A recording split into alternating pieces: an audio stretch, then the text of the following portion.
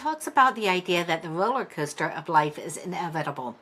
There will be disruption, there will be uncertainty, there will be moments that completely change the direction of someone's life. And the question becomes, are we actually preparing people for that reality?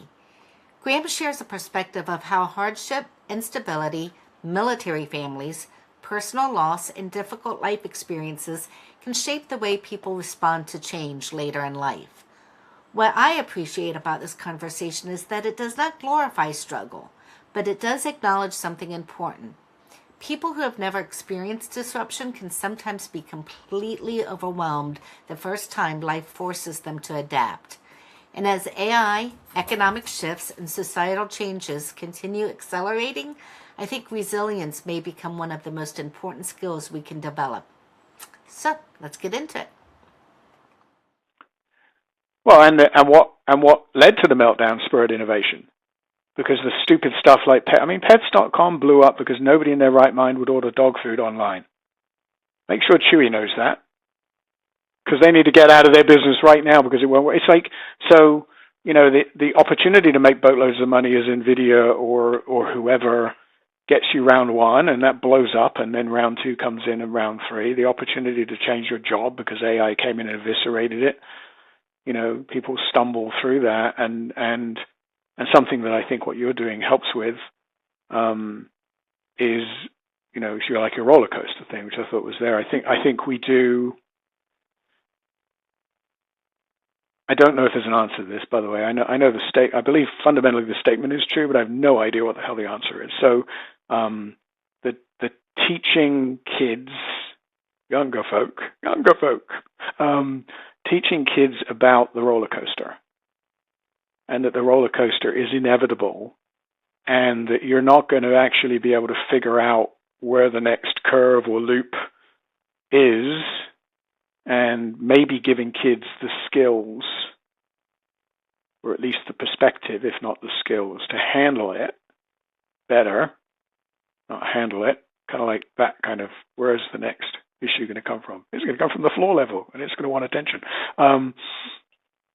But I think somehow trying to give kids younger people, whatever that is, that perspective, or even older people, for crying out loud. I know people who've never been hit by anything, and they're 50 years old, and they get devastated when something hits them because they've never been hit. Somebody gets hit when they're 12, and has a family breakup and a parent die, and I think about the military families I know where mummy or daddy came home with a piece of their body missing. And spent 3 years serving their country only to be told by everybody around them that they're a piece of shit and they don't care about them and that they're now a dreg of society because they need health care. And they're inconvenient to all their friends who want to go hiking in the Denver mountains. I mean, it's like, if you go through those kind of things when you're young, I think, which I did somewhat, you get that perspective that says this is normality. Whereas if you spend years going through the nice, comfortable middle-class life, to the nice school, to the college, to the first job, to the second job, then you get to 45, 50, and suddenly, there's divorce, or there's a major health scare, or there's, or it just, that we're not inoculating, is that the right word? Inoculating people from this change thing. And I think the changes are going to get faster and harder at the same time as we're going to get less and less equipped to handle them. And who knows?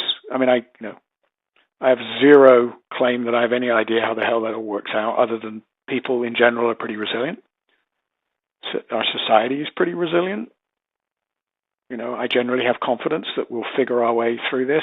We the collective, 7 billion and growing, or not 7 billion and growing, because apparently we're not growing anymore, right? What's that?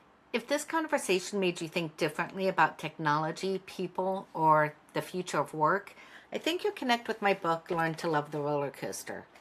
In it, I explore how humans emotionally process disruption, uncertainty, and transformation in a world where technology keeps accelerating faster than our social systems, workplaces, or identities can adapt.